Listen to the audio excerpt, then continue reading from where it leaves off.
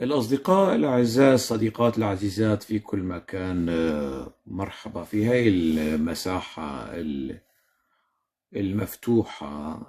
راح أحاول أحكي شوي حول اللقاء اللي أجراه الإعلامي والمذيع السوري حسين الشيخ مع قائد قوات سوريا الديمقراطية الجنرال مظلوم عبدي، وتعليقاتي وملاحظاته هذه باللغة العربية، لأنه اللقاء كان باللغة العربية. وسأحاول التركيز على الجزء الأول من المقابلة، الجزء اللي يتناول بدايات مظلوم عبدي والأرضية السياسية التي وقف عليها أو الخلفية السياسية التي استند إليها، لأنه مظلوم عبدي في هذه المقابلة تجنب الكثير من المسائل والحقائق، واللي القريبين من مظلوم عبدي والمطلعين على تجربة مظلوم عبدي من الموجودين حاليا داخل حزب العمال الكردستاني أو حزب الاتحاد الديمقراطي، والذين انشقوا عن هذا الحزب يعلمون، يعني يدركون ويعون ويعلمون تماما مستويات ما بدي أقول إنه الكذب، إنما سأقول إنه التهرب من إعطاء معلومات ذات مصداقية عالية في هذا الإطار. وبالتالي أنا مطلع يعني على تجربة هذا القيادي، مطلع على تجربته داخل حزب العمال الكردستاني، وهذا الكلام لن يسر كثيرا يعني أنصار حزب العمال الكردستاني بشكل عام، وربما لن يسر مظلوم عبدي أيضا بشكل خاص، لأنه مظلوم عبدي وتيار مظلوم عبدي والكيان السياسي والآن جزء من النظام السوري، يعني بموجب الاتفاقية، بموجب التفاهمات، بموجب الاندماج المفروض على مظلوم عبدي. طبعا النصف الثاني من المقابلة، يعني ساعة وشوي، سيكون أيضا لي وقفة بعد أن أشاهد النصف الثاني من المقابلة، أتبين أرى يعني ماذا قال، بماذا أفاد، أقيس مستوى الصدقية يعني في كلامه. مع الأسف الشديد يعني مظلوم عبدي في هاي المقابلة يعني ظهر مهزوزا يعني. وأيضا المذيع يعني حسين الشيخ يبدو لي أنه لم يكن يعني مش مذاكر كويس مثل ما بيقولوا الأخوة المصريين، يعني كان بإمكانه التحري أكثر، يعني عندما يقول مظلوم عبدي معلومة غير دقيقة أو فيها التباس أو فيها التفاف، كان بإمكان حسين الشيخ أن يبرز يعني سندا وبرهانا ودليلا، ليس من باب التنكيل بالضيف، لكن من باب المصداقية، يعني لأنه البودكاست والمقابلة الهدف منها تقديم صورة متوازنة حقيقية بعيدا عن السردية الرسمية المتعارف عليها عن مظلوم عبدي، وبعيدا أيضا عن طبعا السردية الرسمية داخل بيئة النظام السوري الحالي، نظام الجولاني، وداخل بيئة حاضنة قوات سوريا الديمقراطية اللي صارت حاليا جزء من النظام السوري الحالي. هنالك سرديتان رسميتان تتجنبان الكثير من الحقائق. ربما الجانب الرسمي السوري هذا جهلا ما بيعرفوا هالأمور، والجانب الحاضنة حاضنة القسد أو قوات سوريا الديمقراطية يتجنبون عن عمد، وأي ذكر لهذه التفاصيل يعتبرونها يعني عداء للشعب الكردي، معاداة للشعب الكردي، معاداة للقضية الكردية، واصطفافا مع الأعداء. من الأعداء يعني هل تبقى لقسد شيء اسمه عدو؟ سابقا كان يصنف النظام السوري باعتباره عدوا، والموضوع الآن صاروا شراكة، يعني صاروا تحالف في هذا الخصوص. والأتراك أيضا، يعني مظلوم عبدي ربما يتحدث عن لقاءاته مع أحمد الشرع، مع نوح يلماز السفير السوري والرئيس السوري الحقيقي، الرئيس السوري الفعلي ربما يعني لسوريا. ربما مظلوم عبدي يتحدث عن هذه التفاصيل لاحقا في الجزء الثاني. لننتظر يعني. أنا سأبدأ من الجزء الأول يعني، وموضوعة النشأة والتأسيس، لأنه هي مسائل مهمة يعني يبتنى عليها. وإذا كان الشخص يتهرب من ذكر حقائق هذه التجربة، أنه خلاص صارت جزء من الماضي، مثل الجولاني. يعني الجولاني ذكر ولم يعني نسبة الالتفاف عند الجولاني، الالتفاف على الماضي عند الجولاني كانت أقل من الالتفاف عند مظلوم عبدي، مع الأسف. يعني الاثنين انتسبوا إلى منظمات صنفت على أنها منظمات إرهابية وعالمية، لكن الجولاني كان قياسا بمظلوم عبدي كان أكثر صراحة. لماذا أقول ذلك؟ وسينزعج مني كثيرا يعني أنصار الجماعة الأوجلانية، الجماعة القسدية، الجماعة المظلوم عبدية، يعني أنه الجنرال والكذا والصبغة والرمز والقصص هي كلياتها. عندما أذكر هذه التفاصيل وأنا استغربت يعني لماذا يعني لم يتحدث عنها بأريحية يعني وببساطة، لأنه هي في المتناول يعني. ولو كان حسن الشيخ شوي استقصائي أكثر لكان أحرج مظلوم عبدي أكثر يعني. ويبدو أنه سقف الإحراج عند حسين الشيخ يعني وصل.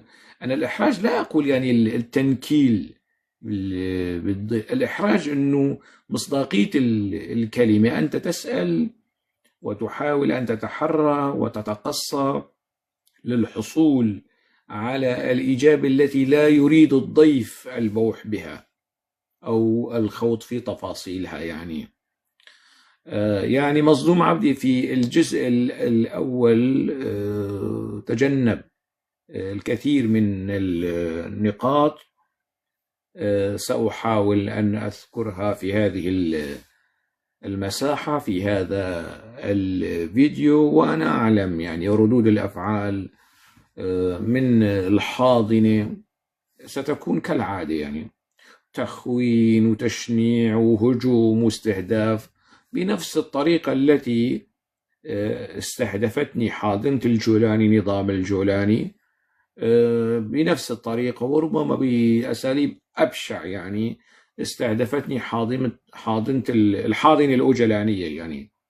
يعني حاضنة الجولاني ما طلعوا علي فبركات الذكاء الاصطناعي ومشاهد الفيديو والسكس والعلاقات الجنسية والقصص الكذب. يعني حاضنة الأوجلاني ساووا هيك أمور بمنتهى الرخص والتفاهة والنذالة.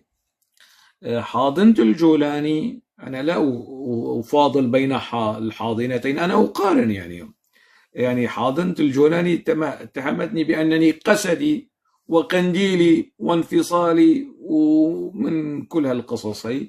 حاضنة الجولاني، حاضنة مظلوم عبدي، تتهمني بأنه أنا عميل للمخابرات التركية وزعيمهم المفدى أوجلان في حضن المخابرات التركية، بنفس المستوى اللي لما كان أوجلان موجود في دمشق وموجود في حضن نظام حافظ الأسد، العمال الكردستاني كان يتحدث عن قيادات الحركة الوطنية الكردية في سوريا على أنهم عملاء للبعث وعملاء للنظام البعثي. أنا أقارن ما بين حاضنتين فاشيتين، الحاضنة الأوجلانية والحاضنة الجولانية، الحاضنتين الدوغمائيتين العقائديتين اللي تكرهان النقد كره العمى. والآن في يعني وحدة حال ووحدة شراكة، وأنا مستهدف من الحاضنتين وطز بالحاضنتين، يعني ما عندي هالخشية والقلق. لنعود إلى موضوع القيادي مظلوم عبدي. طبعا مظلوم عبدي والده دكتور خليل عبدي كان جزءا من الحركة الوطنية الكردية السورية، وأعتقد يعني كان محسوبا على التيار اليساري في هذه الحركة. الله يطول بعمره، يعني دكتور خليل عبدي بإمكانه يطلع، وأعتقد أنه هذا الموضوع مذكور، هي القصة، هذا التفصيل العائلي والتفصيل السياسي تجاهلوا مظلوم عبدي، وعمل الموضوع وكأنه الوعي السياسي لديه يعني بدأ من الثمانينات لما اجوا حزب العمال الكردستاني والانقلاب العسكري اللي صار في تركيا في 12 ايلول 1980، وعبد الله أوجلان لما اجى على كوباني.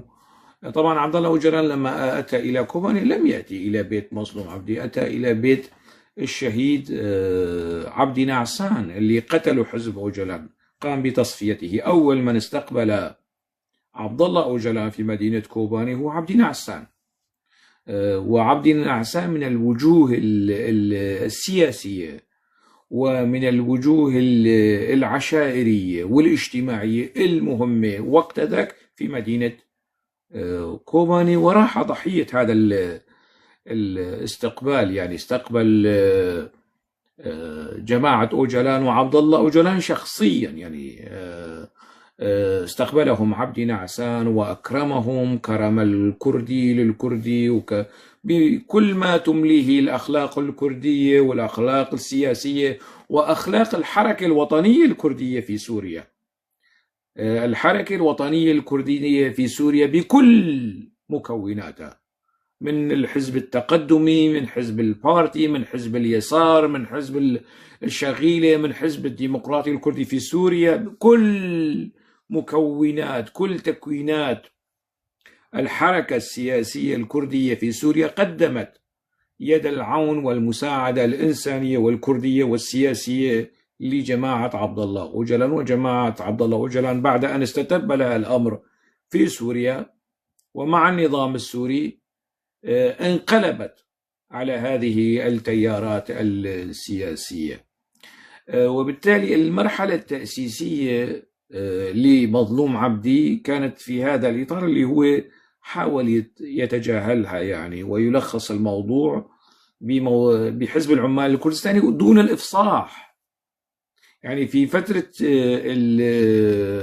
الدراسة الجامعية لمظلوم عبدي بدأت علاقته مع حزب العمال الكردستاني، وأنا يعني أعرف وأعلم بالأسماء، يعني بالأسماء اللي طلبت جامعة دمشق في سنة 1987 88 اللي انتسبوا لحزب العمال الكردستاني بشكل رسمي، ومن ضمنهم مظلوم عبدي. ومظلوم عبدي انتسب لحزب العمال الكردستاني وأتى إلى بيروت وأتى إلى معسكر البقاع. ويعني الخروج الأول لمظلوم عبدي خارج الحدود السورية لم يكن إلى شمال العراق، كردستان العراق، وهو كرر كثيرا يعني مصطلح شمال العراق. التوصيف الجغرافي الحقيقي القانوني الدستوري هو إقليم كردستان العراق الفيدرالي. ربما يعني سأعتبرها سهوا منه، لأنه شمال العراق اللي يعني لكي يوصف تلك المنطقة. مظلوم عبدي انتسب إلى حزب العمال الكردستاني بشكل رسمي، وخضع لدور التدريب عسكري وسياسي في معسكرات البقاع، وكان معه يعني وقت ذاك زهاد كوباني، ناصر حج منصور، الشهيدين مالك وزياد، الشهيد صابر وأولاد من الحسكة يعني، وكثيرين بالعشرات بالمئات من جامعة دمشق انتسبوا في تلك الفترة إلى حزب العمال الكردستاني. الموضوع ما كان له علاقة بالملاحقة الأمنية وكذا، لأنه اضطر لكي يخرج يعني خارج الحدود نتيجة الملاحقات الأمنية. لا، الموضوع كان خاضع لاعتبارات تنظيمية محضة، وكادر عنصر في حزب العمال الكردستاني خضع لدورة عسكرية، وينبغي أن يذهب إلى خارج الحدود ليقاتل الأتراك الجيش التركي في فترة الصراع وقت ذاك يعني. فهي الموضوع أنه ملاحق واعتقل والقصص هي أنه نعم أنا شاهد على هذه المسائل، أنه كان الأمن السوري يعتقل عناصر من القواعد البسطاء، يعني من الكوادر القواعد الناشطة والتنظيمية المؤيدين لحزب العمال الكردستاني يعتقلهم. لكن عبد الله أوجلان كان في دمشق، وهذا الأمر يعني مش بس في دمشق، يعني معسكر التدريب اللي راح خضع له مظلوم عبدي ودورة توجيه سياسي وتوجيه عسكري في نهاية الثمانينات كان تحت يعني رقابة النظام السوري في منطقة البقاع، يعني في منطقة برلياس اللي كانت خاضعة لنفوذ النظام السوري وقت ذاك. عدا عن ذلك عبد الله أوجلان موجود يعني في دمشق وقت ذاك. فحتى فترة التسعينات يعني أنا لما كنت ناشط ضمن التنظيمات المدنية والسياسية لهذا الحزب من 93 لل 95 جرت اعتقالات في مدينة الدرباسية، وكنا يعني بنتواصل يعني مع من وسطاء، عن طريق وسطاء مع الأمن الدولي الأمن العسكري، إما يفرجوا عن هالعناصر إما يرحلوا إلى دمشق ويبقون فترة معينة ويطلق سراحهم. فحزب العمال الكردستاني لم يكن ملاحقا، بالعكس كان معززا مكرما. والقيادات العليا لحزب العمال الكردستاني، القيادات على مستوى قائد المنطقة، مثلا عندما كان يلماز مسؤول منطقة الجزيرة في 82 كان معه بطاقات عدم تعرض. القيادات اللي أعضاء اللجنة المركزية المسؤولين من الصف الأول كانوا يعني يتحركون ببطاقات عدم تعرض. وعبد الله أوجلان موجود، وفي قبل ما عبد الله أوجلان يطلع من دمشق بموجب اتفاقية أدانا، حزب العمال الكردستاني كان عنده 3 معسكرات تدريب في دمشق: معسكر في قرية شبعة، ومعسكر في صحنايا، ومعسكر في النشابي. وأنا رحت على 3 أو 2 عفوا، يعني المعسكر الشبعة مررت مرورا يعني بجانبه، لكن معسكر حزب العمال الكردستاني في صحنايا وفي النشابية أنا رحت لهم في 99 في سنة 2000 في 2001 بعد، يعني كان تقريبا أخلي يعني أو ما عاد يعني مفعل هذا المعسكر، لأنه وقتها أوجلان خرج وصار اللي صار تغيير الاستراتيجية، وصار دخل النظام السوري في خلافات مع حزب العمال الكردستاني. وبالتالي الموضوع حزب العمال الكردستاني كان أداة وظيفية عسكرية ضد النظام التركي، وهذا صحيح، وكلام حسن الشيخ مضبوط، لكن كان أداة وظيفية أيضا داخلية ضد الحركة الوطنية الكردية في سوريا. ويعني حزب العمال الكردستاني ارتكب جرائم، يعني جرائم قتل بحق قيادات، وجرائم ترهيب. يعني أنا عبدي نعسان عندما جرى قتله واستهدافه واغتياله كان قيادي في حركة اليسار أو في حزب الشرغيلة الكردي في سوريا وقت ذاك في منتصف الثمانينات، عدا عن اغتيال عبد الحميد الغباري في عفرين واغتيال عناصر منشقة من حزب العمال الكردستاني، كله داخل سوريا في فترة مطلع التسعينات، وعمليات يعني قطع الأذن والضرب والتهديد بالقتل.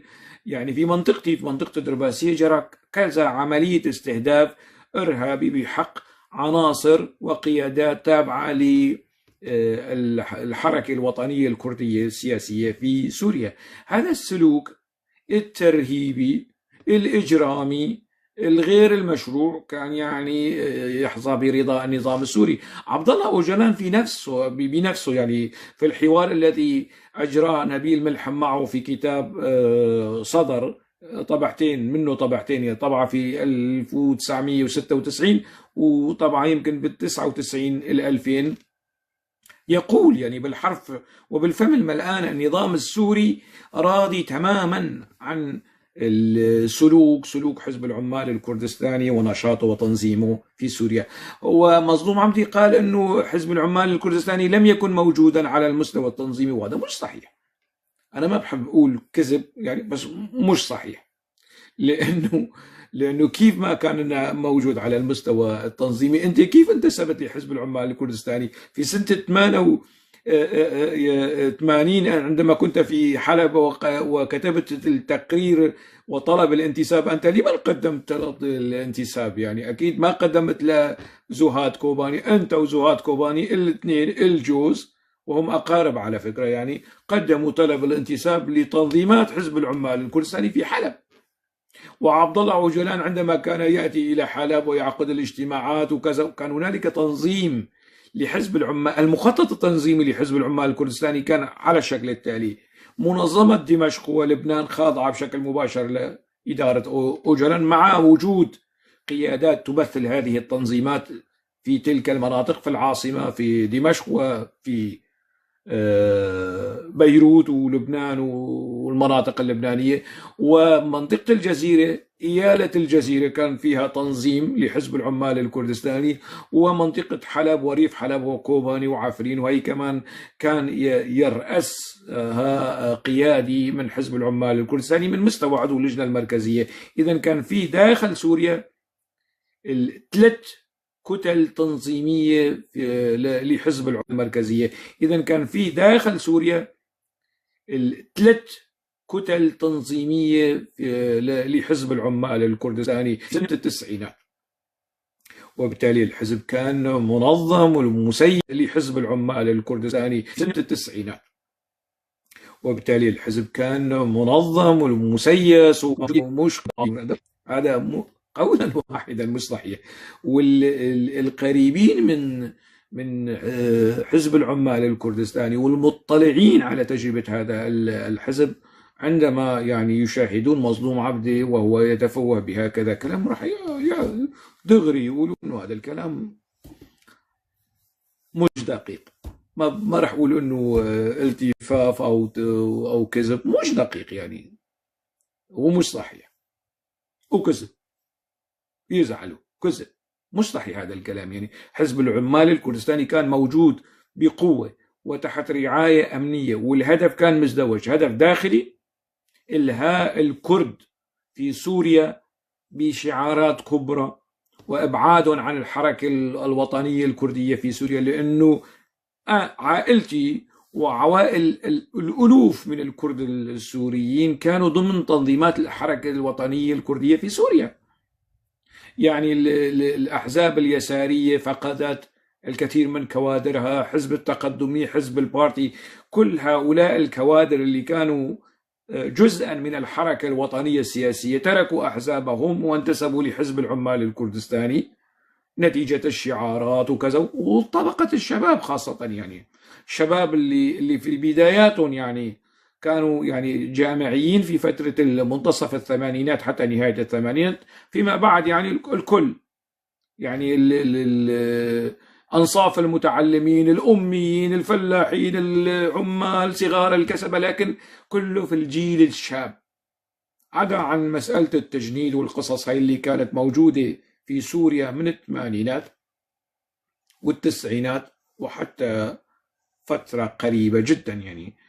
وبالتالي الهدف الأساسي والاستراتيجي للنظام السوري لدعم حزب العمال الكردستاني هو استنزاف الشعب الكردي في سوريا، يعني في قضية خارج الحدود، وتحت شعارات كبرى وتحرير كردستان واستقلال كردستان وكردستان الاشتراكية وكل التفاصيل التي خدعنا بها من ضمنها أنا.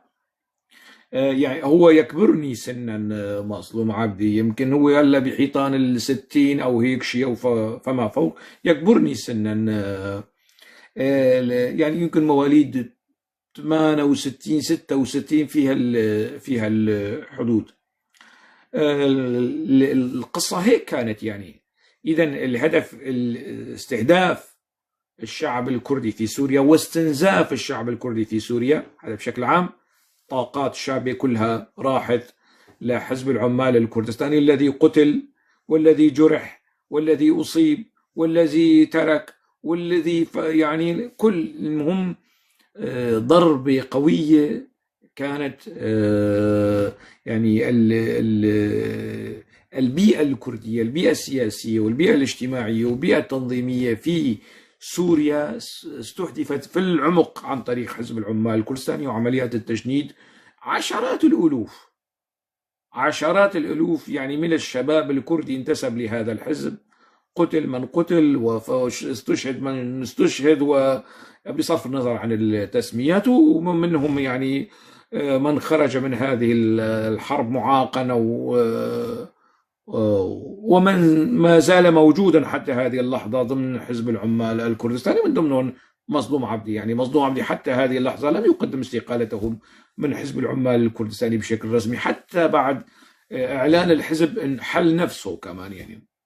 وهذه المسألة أثرتها أكثر من مرة وفي مناسبات عديدة. إذن الحزب كان موجود بقوة تنظيميا ويحظى بدعم كبير لمجموعة من الأهداف، ربما يعني أبسطها استهداف تركيا. دائما في السياقات الإعلامية يصار أنه للضغط على تركيا الموضوع الكردي، استهداف الحاضنة الكردية، الشعب الكردي، القضية الكردية، الحركة الوطنية الكردية في سوريا كان في سلم أولويات النظام السوري حتى قبل نظام البعث. جلال طالباني يقول في مذكراته أنه عندما أتى إلى سوريا في فترة الخمسينات في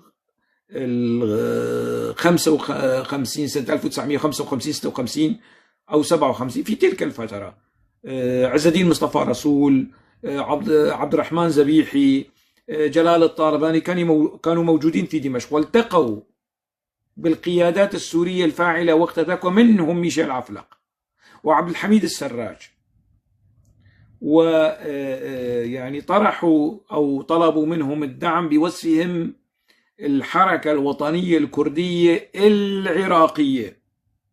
جلال الطالباني طلب دعم من القوى السياسية الفاعلة في سوريا باعتبار أنه هاي القوى كانت ضد حلف بغداد وكانت ضد النظام الملكي في العراق، والحركة الوطنية الكردية ضد النظام الملكي والنظام العراقي وقت ذاك قبل مجيء عبد الكريم قاسم.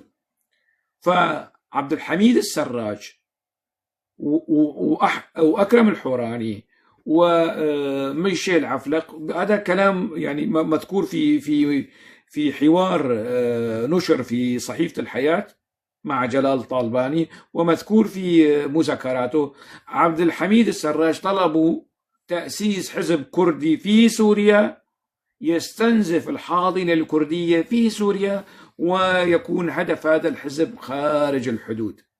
إذن الاستراتيجية الأساسية للأنظمة أو الحكومات السورية المتعاقبة في دمشق كانت وما زالت استنزاف الكرد السوريين وتوجيه أنظارهم إلى خارج الحدود، وإنه ما في شيء قضية كردية في سوريا ويلا ومش مشكلة. ومن هالقصة هاي يعني انتبهت القيادات الكردية في سوريا لهذه المسألة ومسألة الاستثمار، ودخلت في مواجهات مع النظام السوري في مطلع الستينات. والنظام السوري استهدف الحركة الوطنية الكردية في سوريا في العمق، وكانت آخر عصا ضاربة ضد الشعب الكردي وضد الحركة الوطنية الكردية في سوريا كان حزب العمال الكردستاني. مشان يكون المشهد واضح، وأنا عندما أتحدث يعني عن إلمام ودراية واطلاع يعني، وذكرت مصدر من المصادر يعني مذكرات جلال طالباني وقت ذاك. وحتى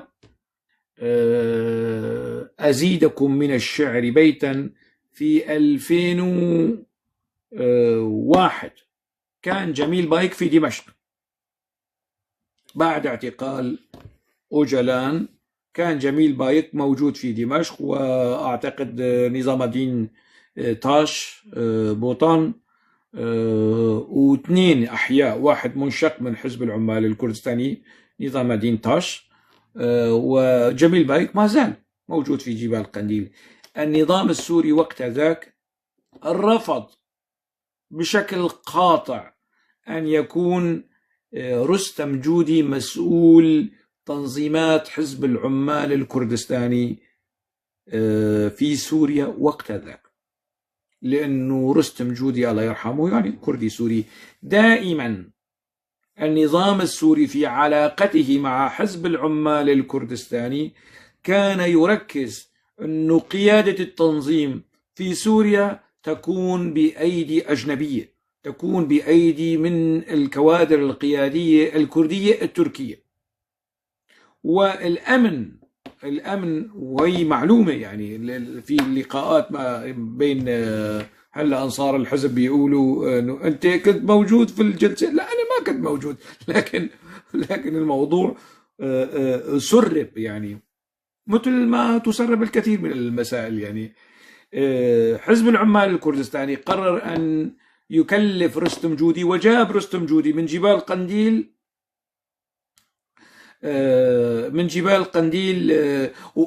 تذكرت رستم جودي قالها لي يعني كمان يعني من يعني كتفصيل من المعلومة هي. أنا التقيت برستم جودي في 2007 تذكرت، وكتبت مقال يعني حول هذا الموضوع، 3 أيام أو 4 أيام مع رستم جودي قصيرة جدا يعني. المهم التقيت برستم جودي، هو قال لي أنه النظام السوري رفض وهدد التنظيمات الحزب أنه وين بيشوف رستم جودي رح يستهدفه إما اعتقالا أو اغتيالا. فطالعوه من هون، فطالعوا رستم جودي وجابوا واحد ثاني اسمه سرحد، هو كمان انشق عن حزب العمال، ومع مجموعة عثمان أوجلان شقيق عبد الله أوجلان، ويمكن ما زال موجود في كردستان العراق. إذا النظام السوري دائما كان يتحسس بشكل فظيع من حتى ولو يعني كادر كردي سوري أو قيادي كردي سوري، حتى ولو كان ولاؤه أعمى لحزب العمال الكردستاني، لكن ممنوع ومحظور عليه أنه يستلم إدارة وقيادة تنظيمات الحزب في سوريا، لأنه النظام السوري مش مطمئن للكرد السوريين حتى في أقصى درجات الإخلاص لحزب العمال ولعبد الله أوجلان. وبالتالي مظلوم عبدي في هالتفاصيل المتعلقة بعلاقة حزب العمال الكردستاني التبعية، أنه لا اثنين كانوا بيستفيدوا من بعض، لا، استفادة النظام السوري من حزب العمال الكردستاني كانت أضعاف أضعاف أضعاف استفادة عبد الله أوجلان وحزب العمال الكردستاني من النظام السوري، بدليل يعني عملية الاستنزاف البشري والكل ما أتيت على ذكره. وعندما توجه إلى كردستان العراق وخروجه الأول كان بموجب أمر تنظيمي، يعني أمر تنظيمي إداري، أنت خلاص أنهيت دورة عسكرية ودورة سياسية، ينبغي أن تلتحق بالمقاتلين، مش قضية ملاحقة. واعتقالاته اللي يتحدث عنها يعني كثير من العناصر جرى اعتقال وقت ذاك في بدايات، لكن حزب العمال الكردستاني على مستوى القيادات ما اعتقل يعني القيادات الصف الأول في سوريا، كانوا بيعتقلوا العناصر الصغيرة المنتسبة، الكوادر الناشئة البسيطة، يعني المؤيدين الوطنيين، مشان تبقى تلك حالة الاستنفار، الحذر، الحيطة موجودة ولا يتراخى، يعني كتكتيك في هذا الإطار. طبعا هذه تفاصيل عرفناها فيما بعد، يعني لماذا يعني يعتقل عناصر القاعدة أو القواعد الحزبية، الكوادر الحزبية، والقيادات الصف الأول يبقون في منأى عن الاعتقال في المسألة، يعني مشان تكون الأمور واضحة. مظلوم عبدي صار قيادي بارز في حزب العمال الكردستاني سنة 1995. حزب العمال الكردستاني هجم، يعني قام استهدف الحزب الديمقراطي الكردستاني، وحزب العمال الكردستاني وقت ذاك أعلنها أنه 15 آب التالي، يعني وكأنه بمثابة بداية الكفاح المسلح، يعني ضد مين؟ ضد الحزب الديمقراطي الكردستاني في إقليم كردستان العراق، اللي كان وقت ذاك أعلن الفيدرالية من جانب واحد. وفي فترة الاقتتال الداخلي يعني ما بين الاتحاد الوطني الكردستاني وحزب الديمقراطي الكردستاني، الديمقراطي الكردستاني كان في معارك، وكان في صراع مع الاتحاد الوطني الكردستاني. العمال الكردستاني من الخلف أتى وغدر وهاجم واستهدف الديمقراطي الكردستاني. وقت ذاك كان مظلوم عبدي يقود يعني مجموعة عسكرية ومشترك في العملية العسكرية، وجرح وأصيب بجراح بليغة، يعني عمل حاله ميت. لما قوات البيشمركة أتت لتتفحص الجرحى الموجودين، يعني قوات بيشمركة الحزب الديمقراطي الكردستاني تتفحص جرحى الموجودين لحزب العمال الكردستاني أو القتلى أو الضحايا، يعني فما كانوا بيعرفوا أنه مظلوم عبدي هو قائد ميداني وعضو لجنة مركزية، قيادي بارز، قائد كتيبة، قائد يعني مجموعة عسكرية كبيرة، يعني وقت ذاك ما بيعرفوا. وهو يعني حتى الآن ما لا تظهر عليه يعني السن، يعني قالوا أنه هذا يعني مقاتل صغير مش قيادي. فهو الملامح والهيئة يعني أتت لصالح ولخدمة مظلوم عبدي. وقت ذاك كان اسمه هضال شاهين تشيلو، وفلت، يعني نجا.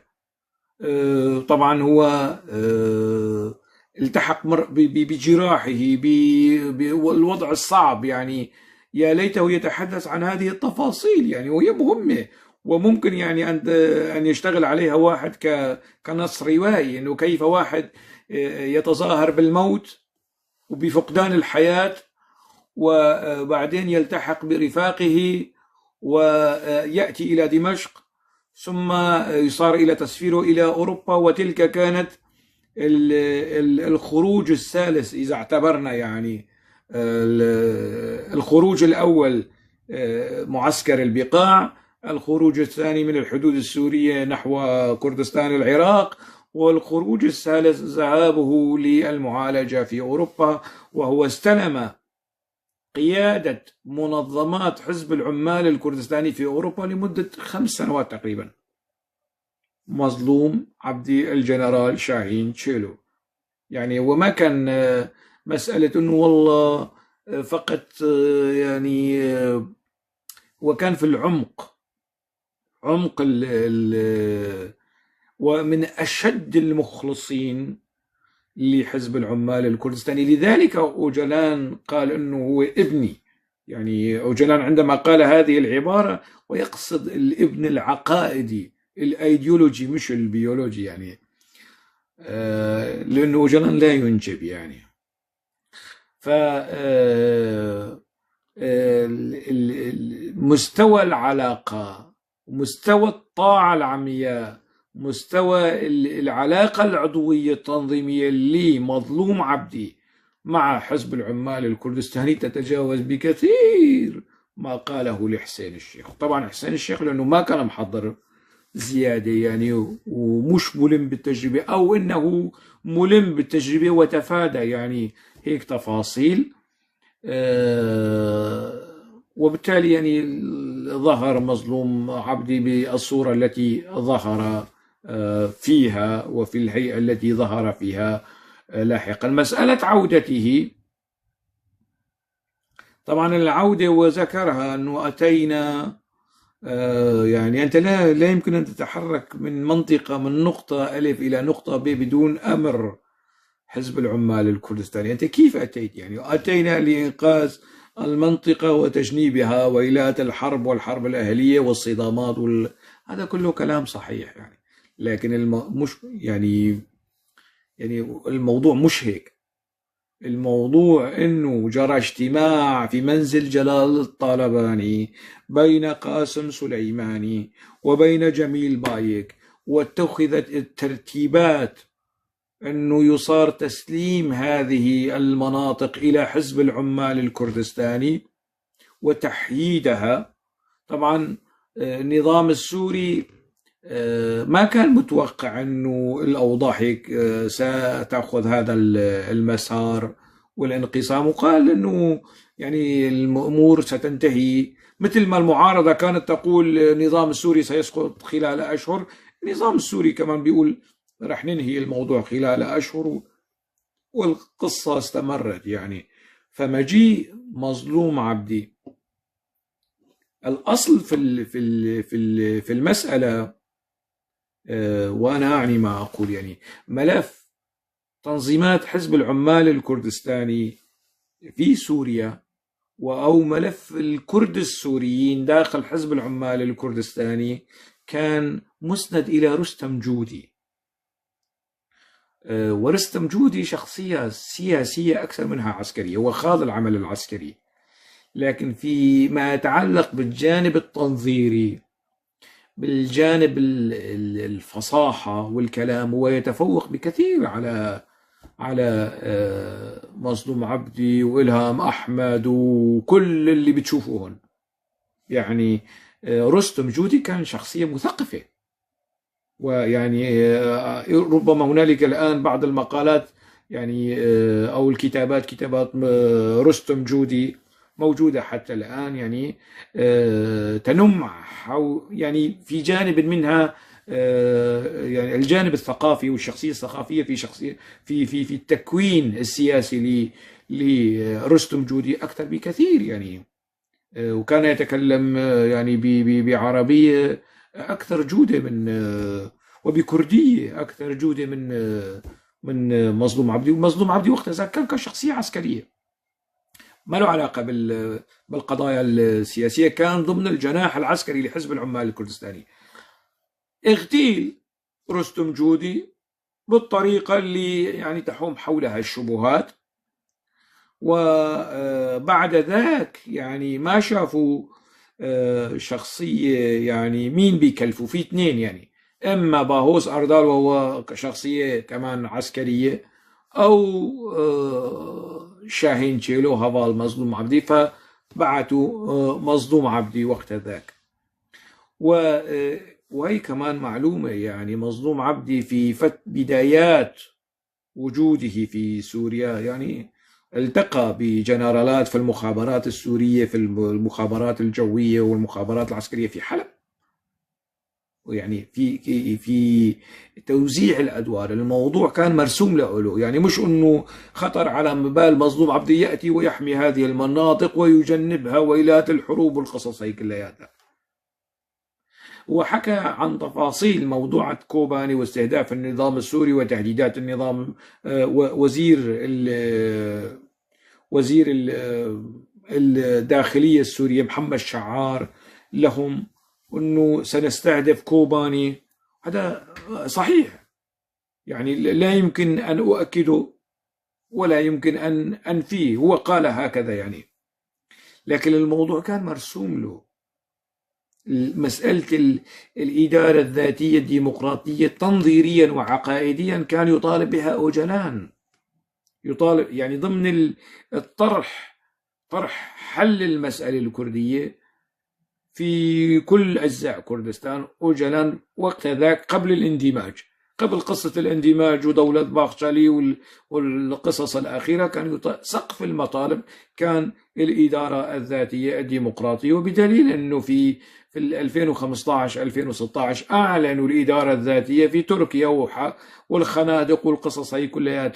يعني الوسط الكردي بيعرفها، الوسط العربي يمكن ما عنده المام والتفاصيل في القصة هذه الحكاية. وبالتالي الموضوع كان مرسوم له، والموضوع كان استلام وتسليم. يعني ليش الكذب؟ والموضوع أنه كان حدثت هنالك قطيعة جغرافية، يعني كان هنالك فاصل ما بين الإدارة الذاتية ودمشق والمناطق التي سيطرت عليها داعش والمناطق التي سيطرت عليها جبهة النصرة في إدلب والقصص هي كلها عمليا صحيحة وربما تبدو مقنعة. لكن حسين الشيخ لم يسأل أنه طيب المربع الأمني في الحسكة وفي القامشلي شو كان بيساوي؟ عملية الطيران مطار دمشق أو مطار القامشلي كان تحت سيطرة مين؟ كان تحت سيطرة النظام السوري. وبالتالي النظام السوري كان موجود حتى على مستوى الرمزي. طالما النظام السوري ما كان موجود، طيب تماثيل حافظ الأسد وبشار الأسد ماذا كانت تفعل في القامشلي؟ ومن كان يحميها ولماذا؟ يعني بعد كل السنوات وبعد تفجير خلية الأزمة وبعد كل التفاصيل، حسين الشيخ طبعا المسكين يا نسي يا مش مذاكر كويس، وما يعني ما طرح عليه هيك أسئلة لحتى يعني يحطه في زاوية أو في موقف محرج. لأن النظام السوري كان موجود، والعلاقة بين النظام السوري والإدارة وما يسمى بالإدارة الذاتية الديمقراطية يعني لم تكن مقطوعة على الإطلاق ولا في لحظة من اللحظات. هؤلاء الموجودين في المربعات الأمنية، قائد محمد فارس تبع عشيرة الطي يعني يظهر على الشاشات وكان يدافع عن النظام السوري وميليشيات الدفاع الوطني والقصص هي كلها كان موجود. هلال القيادي في حزب البعث يأتي ويعمل اجتماعات في الحسكة وفي القامشلي وموجود. الإعلام السوري بيروح وبيجي وموجود. وين القطيعة اللي أنت عم تحكي عنها والتحرير ونحن ما يعني حررنا وبشكل سلمي وما صار استهدافات وما صار اشتباكات؟ هذا كله الكلام قد يبدو في الظاهر منطقيا معقولا مقبولا، لكنه ليس بالضرورة صحيحا، وهو في جله غير صحيح، مش كله، في جله غير دقيق وغير صحيح. طيب حتى في قضايا أخرى، يعني فيما يتعلق في هذه المرحلة، مرحلة التأسيس ولغاية قصة كوباني ومقاومة كوباني، وهو قال إنه كوباني لم يبقى فيها سوى حارة حي، كانت يعني داعش تبتلع وتقضم كوباني مثل الجراد، وكوباني نعم قاومت يعني. لكن هو دائما يحاول أن يعني حاول توزيع الموضوع، أنه حزب العمال الكردستاني بعث مجموعات، لكن حزب العمال الكردستاني موجود قبل ما أصلا حزب العمال الكردستاني أرسلك وأرسل من معك، والرفاق اللي كانوا معك يعني لم يأتوا هكذا، كلهم كانوا عناصر في حزب العمال الكردستاني. كيف لحزب أن يسمح لكتلة عسكرية أن تنفصل عنه بدون علمه؟ هذا أنا لن يعني حتى هذه اللحظة، حتى لحظة تسجيل حسين الشيخ المقابلة مع الهضال مظلوم عبدي، قيادات حزب العمال الكردستاني ما تزال موجودة في القامشلي وبالعشرات وبالآلاف موجودين في الإعلام.